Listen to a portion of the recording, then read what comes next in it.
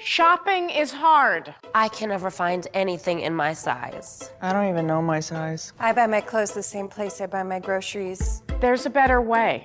Make it easy with Stitch Fix. Just share your size, style, budget, and done. Your personal stylist sends pieces picked just for you. That was easy. Stitch Fix. Online personal styling for everyone. Free shipping and returns. No subscription required. Get started today at stitchfix.com. This episode is brought to you by LifeLock. Between two-factor authentication, strong passwords, and a VPN, you try to be in control of how your info is protected. But many other places also have it, and they might not be as careful. That's why LifeLock monitors hundreds of millions of data points a second for threats. If your identity is stolen, they'll fix it, guaranteed, or your money back. Save up to 40% your first year. Visit lifelock.com/podcast for 40% off. Terms apply. This episode is brought to you by Indeed. When your computer breaks, you don't wait for it to magically start working again. You fix the problem. So why wait to hire the people your company desperately needs? Use Indeed's sponsored jobs to hire top talent fast. And even better, you only pay for results. There's no need to wait. Speed up your hiring with a $75 sponsored job credit at Indeed.com/podcast. Terms and conditions apply.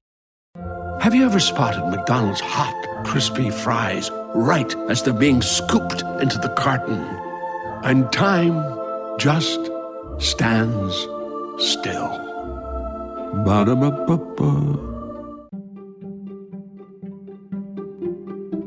Welcome to the HCI family of podcasts. We're your source for personal, professional, and organizational growth and development.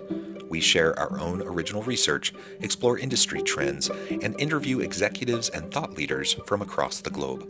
Join us for practitioner-oriented content around all things leadership, HR, talent management, organizational development, and change management. Maximize your personal and organizational potential with the HCI family of podcasts. Lida Citroën, welcome to the conversation today. Thank you. I'm excited to be here. It is a true pleasure to be with you. You're joining us from Denver, Colorado. I'm south of Salt Lake City in Utah. And today we will be talking about your book, The New Rules of Influence: How to Authentically Build Trust, Drive Change, and Make an Impact. I love everything about that.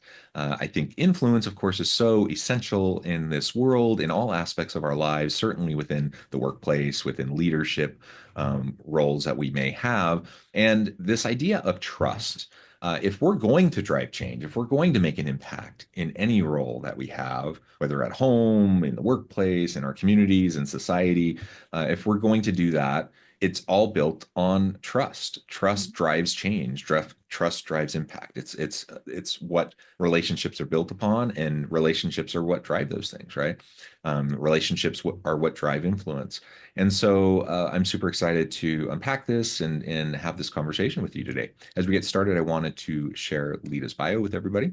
Lida Citroën is the author of The New Rules of Influence and is an award-winning branding and reputation management expert who designs and enhances the identities of executives, entrepreneurs, and thought leaders globally.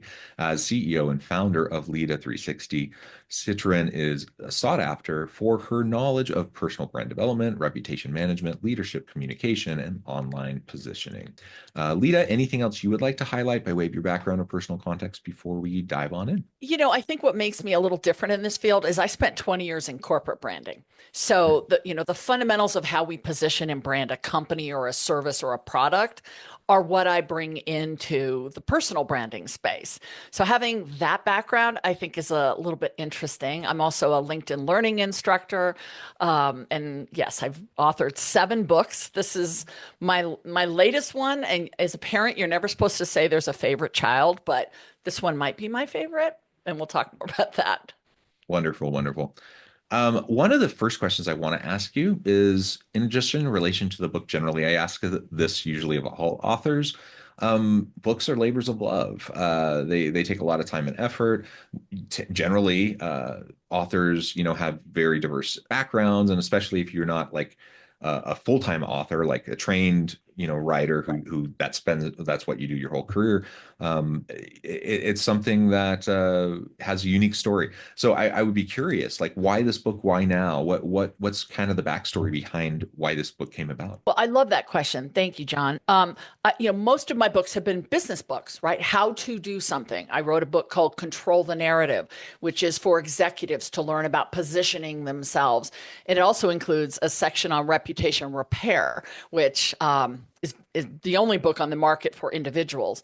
I've written books for the military because that's a passion project of mine, to help people know how to transition out of the military. And I've written one of my books is for people coming out of college that are looking at building their personal brand and jumpstarting their career. So I didn't necessarily want to write another business book. And I was approached by this publisher who said, why don't you write a book from your heart? And I thought, well, they've all kind of come from my heart, but they've been how-to books, right? Or more structured in business. And they said, write the book you think the world needs now. I mean, a small ask, right? And I started looking at patterns that I've seen over my 17 years of coaching executives and thought leaders and professionals in all sorts of industries in over 30 countries. And the one thing I keep running into is, how do we present ourselves? What is this executive presence model? And why does it not feel authentic? And that was such an interesting question I kept getting posed. So that really became the genesis of the book is executive presence, the way maybe you were taught, I know I was taught, still working? And is that what's driving influence today? And the more I got into it, I realized it really isn't. We need to redefine this. It doesn't mean that, the classic books on executive presence and persuasion and influence, they still have a place in the world. But I think there's a lot of us who just never mapped towards it in a real authentic way. So that was where the New Rules of Influence was born. Yeah, well, I appreciate that. And I appreciate you kind of connecting it back to executive presence. I have to admit, I never loved the old approaches to this idea of executive presence. I just felt I just always felt like it was just so old school. It's like the Mad Men show, right? That's 100%. Thank you. That's a perfect way to put it. That's the perfect way to put it. It's just so disconnected, so a different generation, a different time and place. And maybe it worked back then, and I still even think for back then, there's just so much layered onto that I think is, I would dare say, even inappropriate. Like there's stuff that I just think is problematic, and stereotypes and all sorts of things that I just think we need to get away from. And in this day and age, in this environment, in the modern world of work, I just don't think it holds up at all, really. And yet people still call to it, and people still point to it all the time as being like this beacon of like what people should be doing. And I think it's tone deaf, and I just don't think it's real and appropriate. And so every time I hear someone point to it, I just cringe, and I find it frustrating. So I appreciate you challenging it, and I appreciate you providing something that is more up to date and useful for this time and place. Well, and if you think about the pillars of executive presence, right? And I've taught executive presence. I feel a little embarrassed saying that. I've taught these pillars.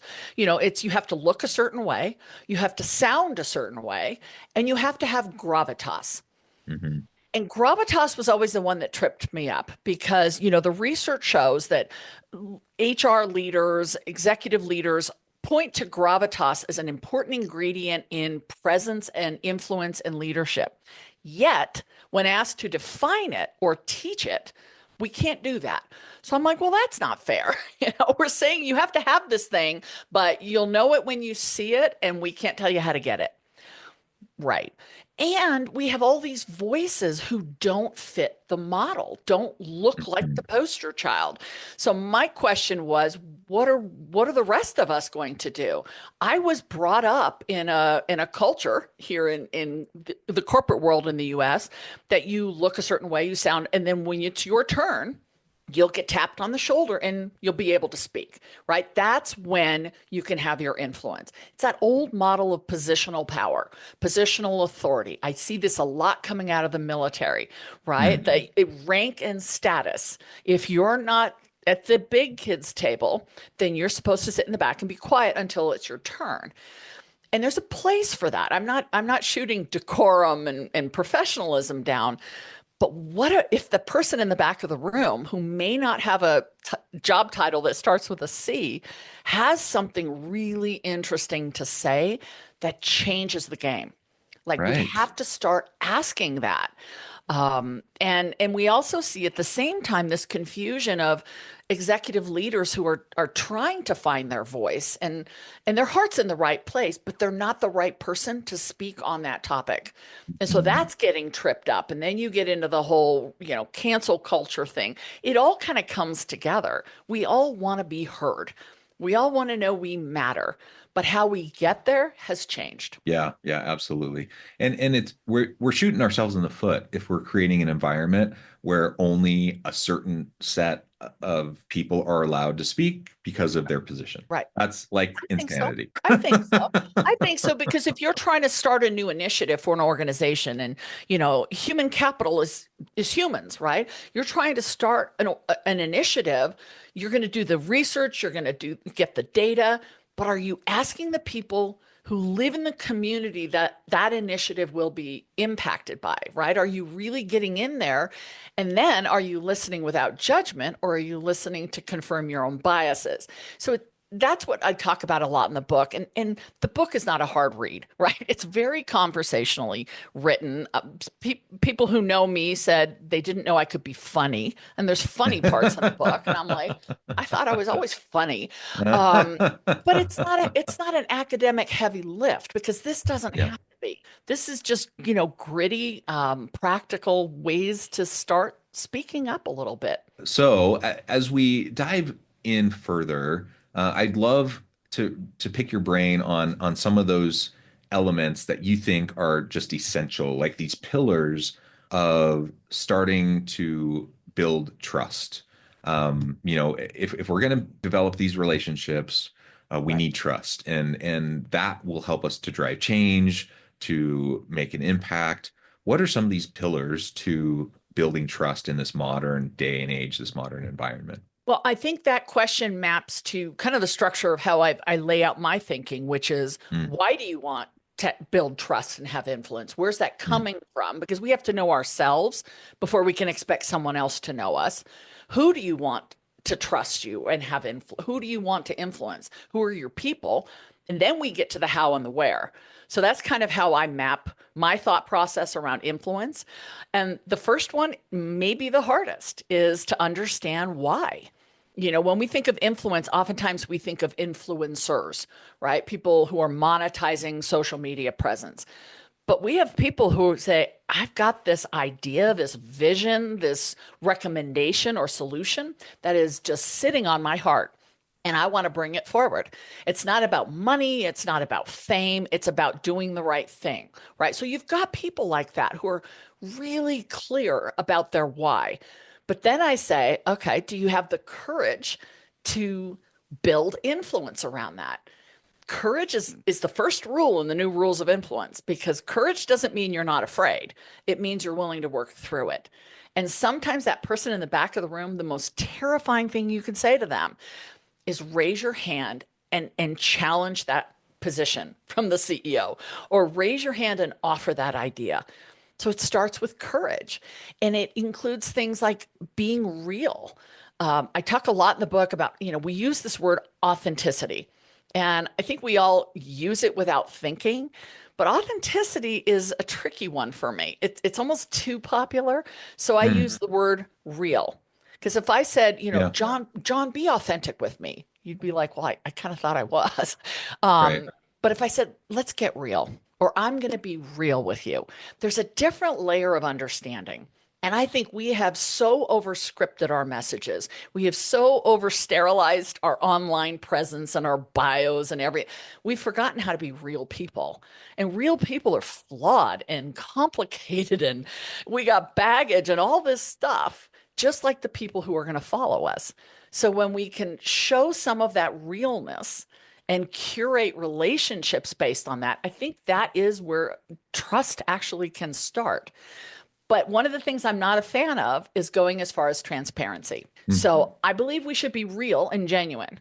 If you ask me a question and I choose to answer, or I'm going to post something or make a comment, it should be my real view and opinion. But I don't have to tell you everything. And I think we've lost that idea. And so there's this obligation online and in person that if I'm going to stand in front of you, it's open game. And I don't believe in that. I also do reputation repair work. And I think a lot of people get into trouble when they overshare or they step into conversations they have no business being in just because they want to be part of a trending topic. So be real, be genuine, share from your heart, but know that you're allowed to create boundaries for yourself. I think influence today and building trust is also about understanding that not everybody's like us. And that's the challenge, but that's also where the beauty comes in. So the people I see building trust are people who are asking those questions and then just listening. I have an example of a client was telling me recently she was bringing a big new project to her team, and she had worked on this, she'd curated it, she was so excited, and she brought it to the team expecting them all to be really excited, and for the most part they were. But there was one person at the end of the table who said, "That doesn't really work for my community, and let me tell you why." And everybody in the room got quiet. They were like, uh-oh, what's going to happen? Is he going to get fired, right? He just counteracted the boss. And the best thing my client said was, thank you. Thank you. Please tell me why this doesn't work for your community. And a great conversation was had. Doesn't mean you're going to change your view. It doesn't mean you're going to redo the project. It just means you're willing to consider and hopefully not miss something. So these are just some basic tools to building influence and getting that trust. That is really the foundation. Yeah, no, I really appreciate that. And I think I like what you say about getting real, and about transparency. Like I'm a big believer within an organizational setting, like as a leader, as a leadership team, trying to be as appropriately transparent as possible with your team and with your people about policies, practices, procedures, about strategy, about those sorts of things. Recognizing that you can't be fully transparent about everything. And so I always use that caveat, like be appropriately transparent, right? And as leaders, we have to be real with our people, right? And you were also talking about just personally, like what we're posting online, what we're sharing with other people. Do we overshare with people? And the reality is, yes, like people are oversharing all the time. And if I'm going to, like, sometimes we use the term like bring your whole authentic self to work. Right. That doesn't mean burdening everyone with every last aspect of all of your baggage, right? Which some people interpret that as like, exactly. I don't want people to have to check everything about themselves and all their personal life at the door. Like, leave your personal life at home and then check it at the door and then come to work. We're not like the show Severance where you have to like completely separate different aspects of your life. That's ridiculous, right? But you also don't come to work and like overshare and dump all of your stuff on everyone at work. That's ridiculous too. So there has to be appropriate boundaries. There has to be like decorum. There has to be like, there has to be a balance. And you can be real with each other, be genuine. You can recognize that, yes, we all have our stuff. Yes, we all have messiness in our lives.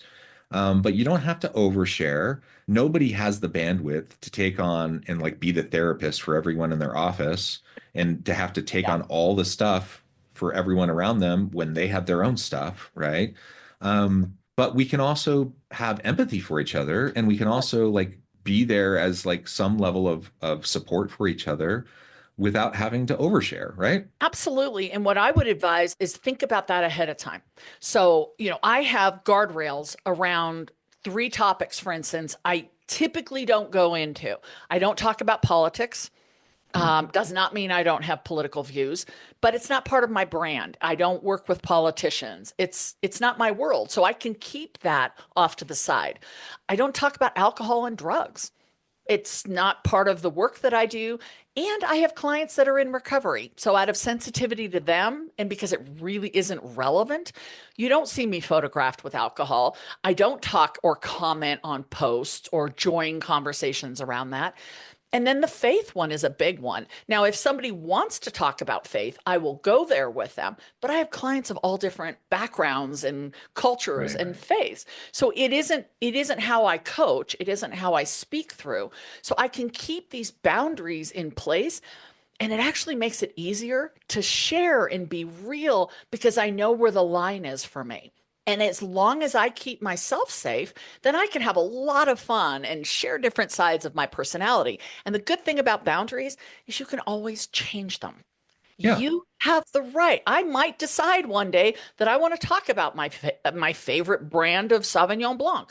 Whatever. I'm allowed to do that as a human being. But it's hard to do that in the moment. So thinking about it ahead of time. Some of my clients don't want to talk about the fact they have young children. That can either be, there's perceptions that come with that. There's risk online that comes with that. I'm like, great, don't talk about it. You can talk about your family. You don't have to talk about the nuances. If you've got a spouse or a parent who's dealing with a health crisis, there's no social obligation to talk about that unless you want to. And it's all about being intentional and having that choice made ahead of time. Yeah, yeah. Intentionality. I love that word. Yep. Intentionality is so important here. And you also mentioned the boundaries can shift, they can change. And the reality is, as you develop trust with those around you, they probably will change, right? If I have a trusting relationship, mutual accountability and trust with people around me, and different levels of trust with people around me, yeah, I probably will share differently with those people, as I have different levels of trust, and that is normal, that is appropriate, and that's natural. Like I think we all tend to do that, right? Right. And so that makes perfect sense. And just to reiterate, I note the time, we're nearing the end of our time. We're going to have to wrap up here in a minute, but just to reiterate, this idea of influence, we all know how important it is. I think many of us, who aren't like naturally like super extroverted, outgoing, maybe you have this picture in your mind, like you said, you mentioned Mad Men, or you have this picture in your mind of like this commanding presence, charismatic, like that executive presence. You may think, oh, I'm not that type of person to wield influence, or I'm not all about like power and influence, or like what's the Netflix show, the House of Cards, like Oh, political influence. Like you right. don't see yourself as like someone wielding that kind. Like it doesn't need to be like that, right? Like you Right. can have influence, without position, power. You can wield influence through just being yourself, Yeah. through building trust in relationships, and being who you are, being real. And in fact, that is a very powerful form of influence. You There, don't there need to be are someone who others. you're not. Yeah, there are other steps I think that matter too, because just because you have passion doesn't mean you're the right person to take that message forward. So I don't want to send your listeners the wrong message that, it's just about being you. Because there Sure. are protocols, there are processes, there are systems that we still have to work within, but they're not as complicated as I think sometimes we tell ourselves. And you mentioned the extrovert thing. The introverts have superpowers, absolute superpowers when it comes to influence. And I have so many examples of clients I've worked with who are not the most charismatic. I mean, they would say they have no gravitas, right? But boy, when they speak, it is so well put together and so thoughtful that the whole room comes to a stop. So it's not an extrovert introvert thing. It is very much about being consistent. It's very much about being real and truthful about who you are, but also knowing there's a right place and a right time to assert your influence. And thinking that ahead of time does make a difference. So I just wanted to jump in. Sorry to cut you off. No, no, absolutely, absolutely. Well, Lida, this has just been a great conversation. Again, I know at the time I'm going to need to let you go here in a minute, but before we wrap things up, I wanted to give you a chance to share with the audience how they can connect with you, find out more about your work, where they can find your book, and then give us the final word on the topic for today. Sure. My website is lida360.com. The book, and we have a fabulous page about the book on Amazon, but it's being sold wherever books are sold. It's internationally doing really well. There's an audiobook, a Kindle, whatever format you'd like. And I'm pretty active on social media, so you can pretty much find me on all social media. The reason this book matters so much to me and this topic and what I'm starting to hear is there are a lot of people who have asked themselves that question. What if I'm meant to do more? What if I have something to say that changes everything, right? In my community, in my region, in my county, in my company. And those are the people that are starting to come forward. And it's a little bit of a slow burn, but when I get messages like that, I mean, my heart is just so happy because that's the person who I think we need to hear from. And the people who are leading those people need to know they're somewhere in the room. We have to find them. Yeah, yeah. Wonderful. Lida, thank you so much. It's been a pleasure. I encourage the audience to reach out, to get connected, find out more about what Lida can do for you. And as always, I hope everyone can stay healthy and safe, that you can find meaning and purpose at work each and every day. And I hope you all have a great week.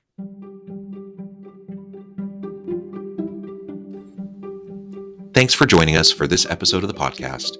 We hope you stay healthy and safe, and please join us again soon.